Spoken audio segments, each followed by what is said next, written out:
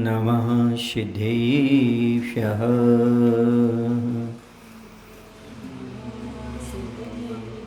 ॐ नमः सिद्धेभ्यः।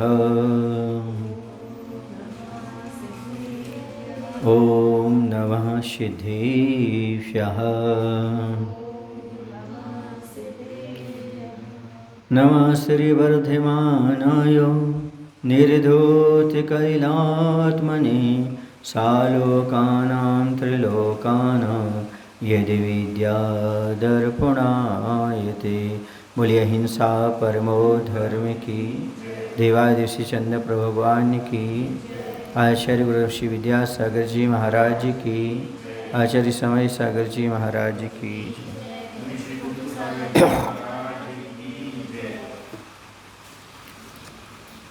उपमामान पढ़ना है। लोक किसे कहते हैं? जगत श्रेणी की घन प्रमाण अर्थात 343 घन राजु को लोक कहते हैं। 343 घन राजु लोक का घनफल है। बाकी तो 3 लोक होते हैं जहाँ पर षड द्रव्य पाए जाते हैं, उसे जीवादि द्रव्य पाए जाते हैं, उसे लोक कहते हैं। जगत श्रेणी किसे कहते हैं? एक प्रदेश चौड़ी और 7 राजु लंबे आकाश प्रदेशों की पंक्ति को श्रेणी कहते हैं। जगत माने लोक श्रेणी, जो जगत श्रेणी होती है तो एक प्रदेश चौड़ा होता है और 7 राजु लंबा आकाश में प्रदेशों की जो पंक्ति होती है उसे श्रेणी कहते हैं। वर्ग किसे कहते हैं? किसी संख्या को लेकर उसी संख्या का परस्पर गुणा करने को वर्ग कहते हैं। ये तो आप लोग जानते हैं, 2 × 2 = 4। इसे कृति भी कहते हैं जैन गणित में। घन किसे कहते हैं? किसी संख्या को 3 बार रखकर परस्पर गुणा करने को घन कहते हैं। जैसे 2 × 2 × 2 = 8। जगत प्रतर किसे कहते हैं? जगत श्रेणी के वर्ग को जगत प्रतर कहते हैं। जैसे जगत श्रेणी × जगत श्रेणी = जगत प्रतर हो गया। जगत श्रेणी किसे कहते हैं? और एक प्रदेश चौड़े और 7 राजु लंबे आकाश प्रदेशों की पंक्ति को जगत श्रेणी कहते हैं। राजु किसे कहते हैं? अभी पढ़ के आए ना, 7 राजु है। लोग कितना है? 7 राजु है। तो राजु किसे कहते हैं? जगत श्रेणी के 7वें भाग को राजु कहते हैं। यथा जगत श्रेणी बटे 7 राजु बटे 7 = राजु।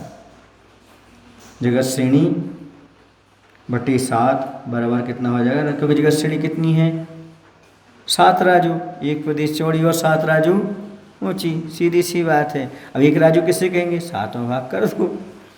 हाँ, जगत श्रेणी बटे 7 बराबर कितना हो जाएगा? 1 राजु हो जाएगा। अब इसके बाद संख्या प्रमाण के कितने भेद हैं? संख्या प्रमाण के संख्यात, असंख्यात और अनंत के भेद से संख्यात प्रमाण 3 प्रकार का है। संख्यात एक ही प्रकार का है, किंतु परित संख्यात, युक्ता संख्यात, असंख्यात असंख्यात के भेद से असंख्यात 3 प्रकार का हो जाता है। तथा परितानंत, युक्तानंत और अनंतानंत के भेद से अनंत भी 3 प्रकार का हो जाता है। इस प्रकार तीनों के कुल 7 भेद हो जाते हैं। 7 ही स्थान जघन्य, मध्यम और उत्कृष्ट के भेद से 3-3 प्रकार के हो जाते हैं। तो कुल संख्या हो जाती है प्रमाण के कुल 7 × 21 भेद हो जाती है। संख्या प्रमाण कितने भेद होते हैं? 21 भेद हो जाते हैं। कैसे 21 हो जाते हैं? तो पहले संख्यात, असंख्यात और अनंत, ये भेद हो गया। फिर संख्या प्रमाण के 3 भेद हो गए। अब संख्यात एक ही प्रकार का है, किंतु परित असंख्यात, युक्त असंख्यात, असंख्यात असंख्यात के भेद से असंख्यात हो गया 3 प्रकार का। ठीक है ना, ये 4 हो गए। अब परित भी, अनंत भी 3 प्रकार का, परित अनंत, युक्त अनंत और अनंत अनंत। तो कितने हो गए? ये 3 प्रकार का। 4 और 3 कितने हो गए? 7। 7 ही स्थान जघन्य, मध्यम और उत्कृष्ट के भेद से 3 प्रकार के हो जाएंगे, तो 7 3 21। इस प्रकार से संख्या प्रमाण के 21 भेद हो जाते हैं, 21। उससे अंगुल किसे कहते हैं और उससे किस किस का माप किया जाता है? उच्छेद अंगुल 8 जौ का 1 अंगुल होता है। जौ होती ना जौ, उसके तो 8 जौ का 1 अंगुल होता है। उसे वही उससे का अंगुल व्यवहार अंगुल या सूच अंगुल कहलाता है। इस उत्शेष अंगुल से देव, मनुष्य, त्रियंच और नारकियों के शरीर की ऊंचाई का प्रमाण और देवों के निवास स्थान और नगर आदि का प्रमाण मापा जाता है। परमांगुल किसे कहते हैं? प्रमाण अंगुल। और उससे किस किस का माप किया जाता है? तो 500 उच्छेद अंगुलों का 1 प्रमाण अंगुल होता है। यह प्रमाणांगुल 68वें काल के प्रथम चक्रवर्ती का अंगुल है। किसका? जो इतना बड़ा अंगुल होता है। इसी प्रमाण अंगुल से द्वीप, समुद्र, कुलाचल, वेदी, नदी, सरोवर, कमल और भरत आदि क्षेत्रों का प्रमाण मापा जाता है। आत्मांगुल किसे कहते हैं और उससे किस किस का माप किया जाता है? भरत आदि क्षेत्रों में जिस जिस काल में जो जो मनुष्य हुआ करते हैं, जिस काल में जो जो मनुष्य होते हैं, उस काल में उन्हीं मनुष्यों की अंगुल का नाम आत्मांगुल कहलाता है, मतलब खुद का अंगुल। ठीक है ना? चतुर्काल वाले का चतुर्काल में और पंचम काल में पंचम काल, तृतीय काल में ऐसा। इस अंगुल से झारी, कलश, सिंहासन, छत्र, चमर, मनुष्यों की निवास स्थान, नगर व उद्यान आदि का प्रमाण मापा जाता है। आत्मांगुल कौन होंगे? जिस क्षेत्र में जो मनुष्य हैं उनकी अंगुल का। लेकिन प्रमाण अंगुल क्या कहलाएगा? चक्रवर्ती के अंगुल प्रमाण कहलाएगा। और इसके बाद आता है पत्रांगुल। अंगुल के वर्ग को पत्रांगुल कहते हैं, जिसमें लंबाई और चौड़ाई विवक्षित रहती है। अंगुल के वर्ग को दूना कर दो तो क्या हो जाएगा? पत्रांगुल कहलाएगा। इस जिसमें लंबाई और चौड़ाई विवक्षित रहती है। घनांगुल किसे कहते हैं? अंगुल के घन को घनांगुल कहते हैं, जिसमें लंबाई, चौड़ाई और मोटाई तीनों होती हैं। घन किसे कहते हैं? जिसमें तीनों चीज़ें हों, तो अंगुल के घन को घनांगुल कहते हैं। इसमें लंबाई, चौड़ाई और मोटाई विवक्षित रहती है। कृतयुग में किसे कहते हैं? जिस राशि में 4 का भाग देने पर कुछ भी शेष ना रहे उसे कृतयुग में कहते हैं। जैसे 16 में 4 का भाग देने पर कुछ भी शेष नहीं रहता, ये क्या कहलाएगा? ये कहलाएगा कृतयुग्म।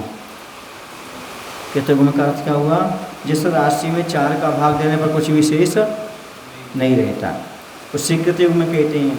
जैसे कहा 16 में 4 का भाग दो तो कुछ भी शेष नहीं रहेगा। बादर युग में किसे कहते हैं? जिस राशि में 4 का भाग देने पर 2 शेष रहते हैं, उसे बादर युग में कहते हैं। जैसे 14 में 4 का भाग देने पर कितने शेष रहेंगे? 2 शेष रहेंगे। अब कलियोज किसे कहते हैं? जिस राशि में 4 का भाग देने पर 1 शेष रहे उसे कलियोज कहते हैं। तेज ओज किसे कहते हैं? जिस राशि में 4 का भाग देने में 3 शेष रहें उसे तेज ओज कहते हैं। जैसे 15 में 4 का भाग देने पर 3 शेष रहते हैं। 4 3 12 बचे 3। वर्ग शलाका किसे कहते हैं? राशि के जितने बार वर्ग करने से राशि उत्पन्न होती है उतने बारों को वर्ग शलाका कहते हैं। वर्ग करते जाओ, राशि की जितने वर्ग करने से राशि उत्पन्न होती जाए तो उतने बारों को वर्ग शलाका कहते हैं। अर्धच्छेद किसे कहते हैं?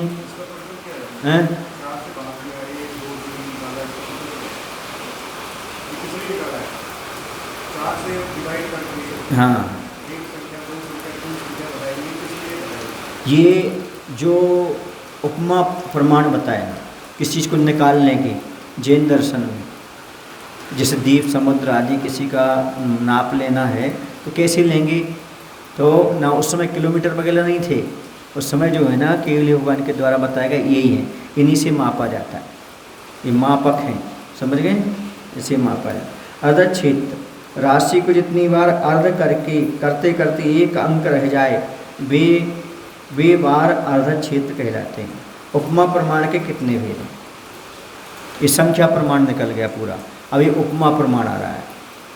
पल्ल, सागर, सूचांगुल, पत्रांगुल, घनांगुल, जगत श्रेणी, जगत पतर तथा लोक, इस प्रकार उपमा प्रमाण 8 प्रकार का हो जाता है। द्वीप समुद्र आदि की जो लंबाई चौड़ाई आदि निकालते इन्हीं के माध्यम से निकालते हैं। पल्ल किसे कहते हैं? पल्ल का शाब्दिक अर्थ होता है गड्ढा। क्या होता है? गड्ढा। तो इस पल्ल से किसका माप लिया जाता है? तो व्यवहार पल्ल, उद्धार पल्ल और अद्धा पल्ल के भेद से पल्ल 3 प्रकार का हो जाता है। व्यवहार पल्ल, उद्धार पल्ल और अद्धा पल्ल के भेद से पल्ल 3 प्रकार का होता है।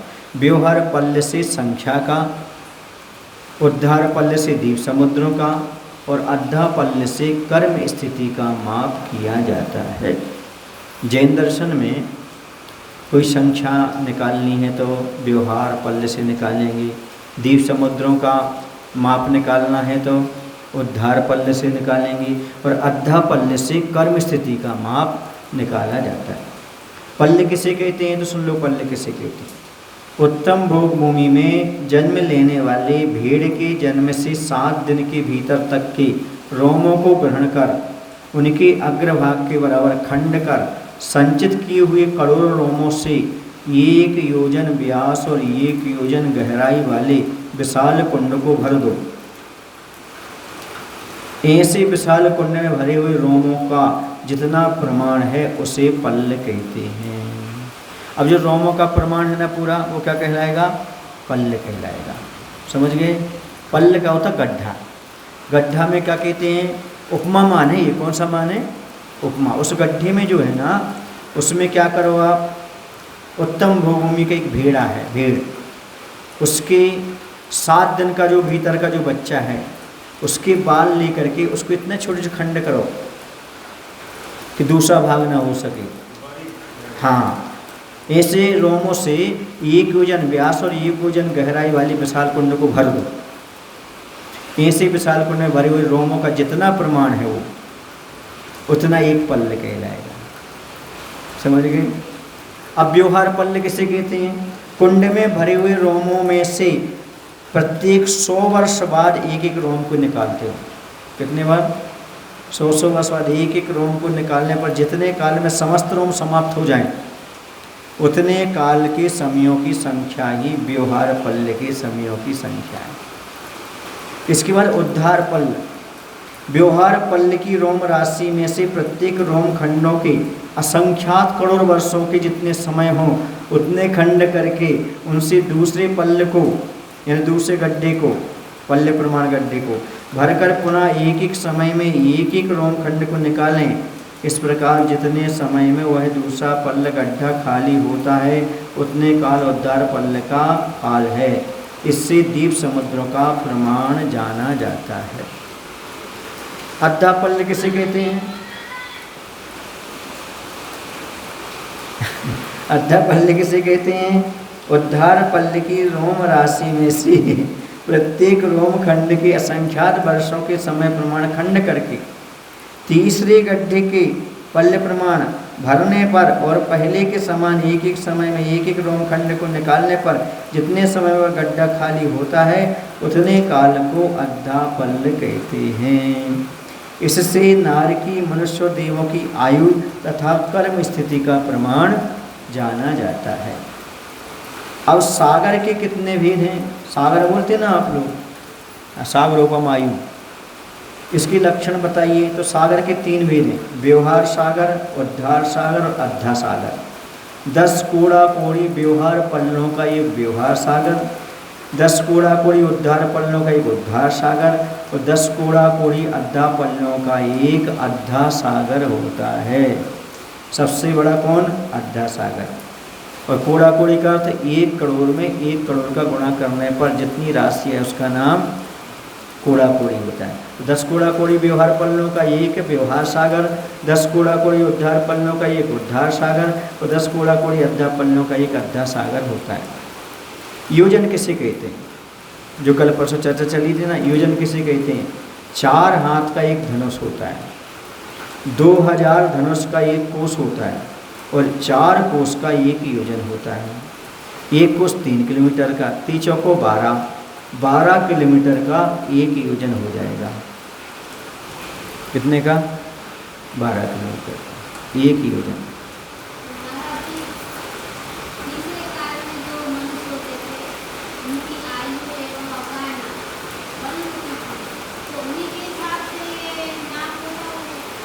हाँ वो अलग है, आत्मांगुल अलग होता है, अभी बताया था। परमांगुल अलग होता है, प्रमाण अंगुल चक्रवर्ती के अंगुल का प्रमाण लिया है। आत्मांगुल जो है ना, वो जहाँ जिस जिस काल में उत्पन्न हुए ना, उस काल के मनुष्यों की अंगुली से लिया है, सबका अलग अलग। तो उनके समय का वो लिया जाएगा, उसको कह लेगा प्रमाणांगुल। और आत्मांगुल लिया जाएगा तो इस काल में आपका लिया जाएगा आत्मांगुल। समझ गए?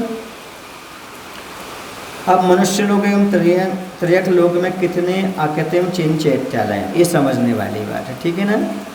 आप लोग पढ़ती ना 458, मध्यलोक में कितने हैं? 458। वो कैसे हैं सुनो तो। मनुष्य लोक में या त्रयक लोक में कितने आकृतिम जिन चैत्यालय हैं? तो मनुष्य लोक में 398 आकृतिम जिन चैत्यालय हैं तथा नंदीश्वर द्वीप में 52, कुंडलगिरी पर 4 और रुचकगिरी पर 4। इस प्रकार त्रयक लोक में 60 आकृतिम जिन चैत्यालय हैं।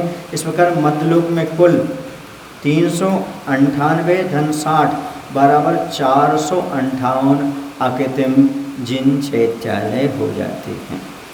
फिर से बोलूँ, मनुष्य लोक या त्रयक लोक में कितने जिन चैत्यालय हैं, आकृतिम जिन चैत्यालय?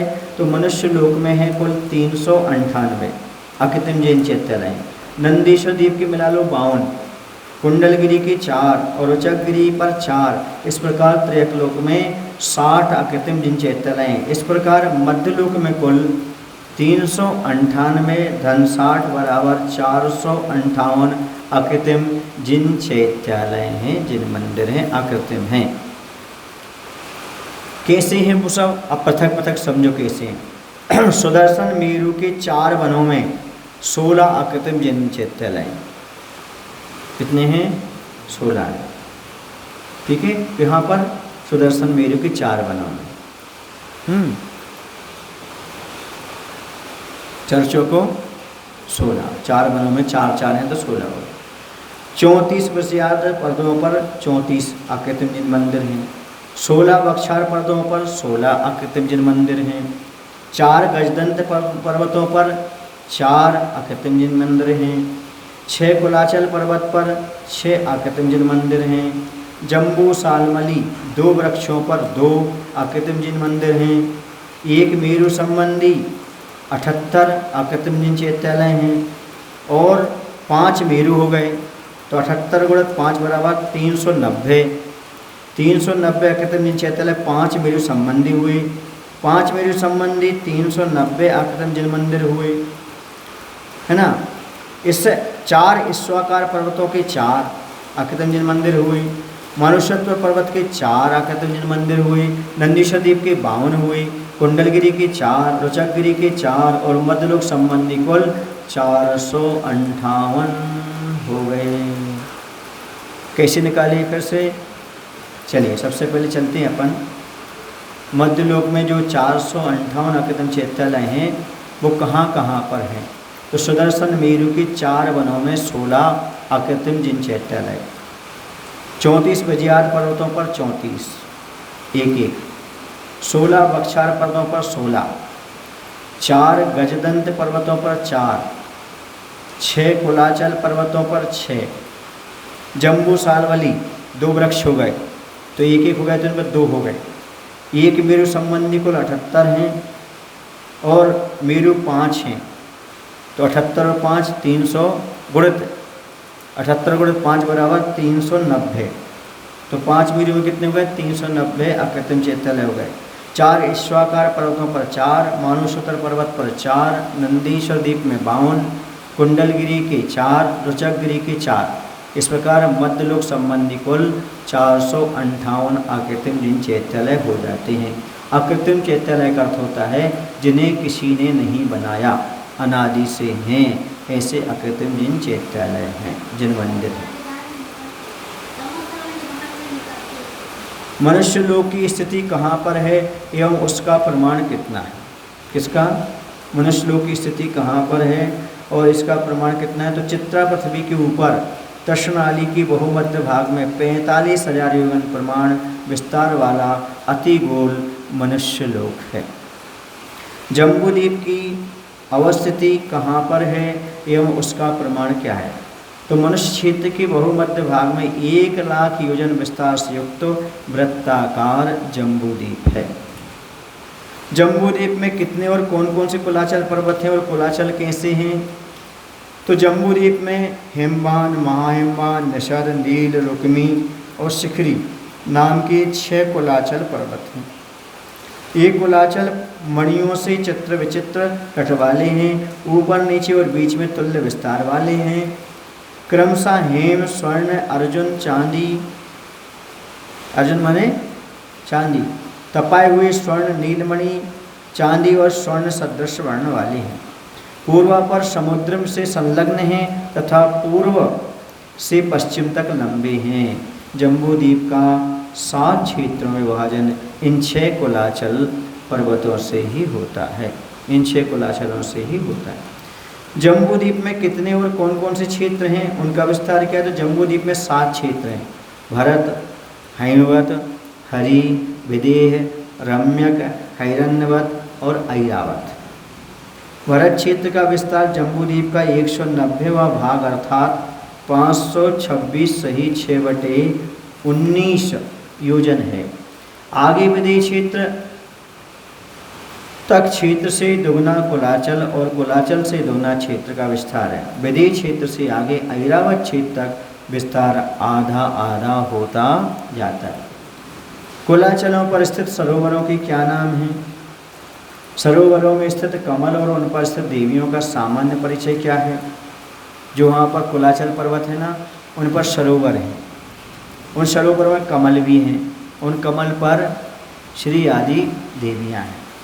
तो सुनो, हिमवान आदि 6 कुलाचलों पर क्रम से पद्म, महापद्म, तिगिंच, केसरिन, महापुंडीक और पुंडीक नाम के ये सरोवर हो जाते हैं। 6 सरोवर हो जाते हैं। उन पर पद्म सरोवर 1000 योजन लंबा, 500 योजन चौड़ा एवं 10 योजन गहरा है। पद्म सरोवर के मध्य में 1 योजन विस्तार वाला पृथ्वी का 1011 पत्रों से युक्त कमल है। इसी प्रकार 6 कुलाचलों के मध्य में स्थित कमलों पर क्रम से श्री, गिरी, धृति, कीर्ति, बुद्धि और लक्ष्मी नाम की ये 6 देवियाँ रहती हैं। कमलों की कर्णिका पर इन देवियों के भवन बने हुए हैं। जो कमलों की कर्णिका है ना, उस पर भवन बने हुए हैं उनके, जो 1 कोस लंबे, आधा कोस चौड़े और कुछ कम 1 कोस ऊंचे तथा सफ़ेद रंग के हैं। मुख्य कमल के अतिरिक्त अन्य कमलों में सामानिक और पारिषद जाति के देव रहते हैं। इन देवियों की आयु 1 पल्य प्रमाण होती है। ये देवियाँ भवनवासिनी हैं। प्रारंभ की 3 देवियाँ सौधरविंद की और अंत की 3 देवियाँ ऐशानंद की आज्ञाकारिणी होती हैं, अतः इनकी आज्ञा में ये काम करती हैं। ये देवियाँ गर्भावस्था में तीर्थंकर की माता की सेवा में तत्पर रहती हैं।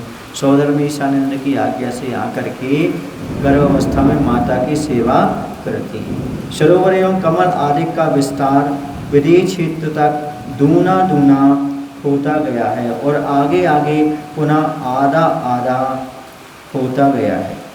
उपर्युक्त सरोवरों से कौन कौन सी नदियाँ निकली हैं, महानदियाँ?